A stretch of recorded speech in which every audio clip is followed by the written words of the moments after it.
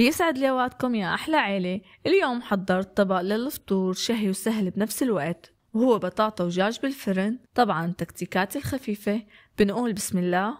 بطاطا بقطعها انصاف في هذا الشكل، والدجاج سلقته وشلت الزفرة، وكالعادة بنضيف المطيبات وبضغطه بطنجرة البخار. وبصينية بنزل البطاطا وبضيف عليها بصل مقطع ترنشات ما يعادل بصلتين كبار أو 3 بصلات وسط، وفطر مقطع وملح وفلفل وبهارات مشكلة. بخلط هون وبضيف الدجاج المسلوق.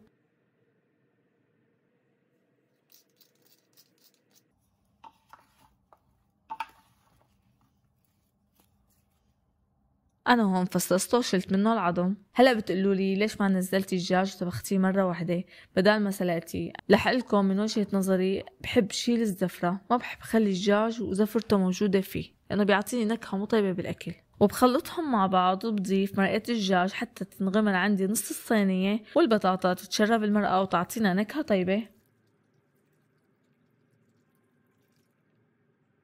بغلف الصينية بورق الألمنيوم وبدخلها الفرن على درجة حرارة 180 فهرنهايت ساعة كاملة، طبعا من الأسفل حتى تستوي عندي البطاطا.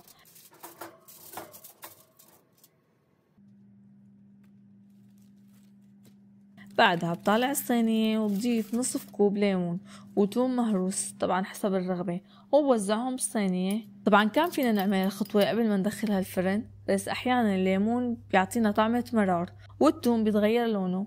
وبرجع بدخلها الفرن وبحمر الوش، وهيك صينية البطاطا مع الدجاج جاهزة. فينا نقدم جنبها طبق من الخضار أو المخلل.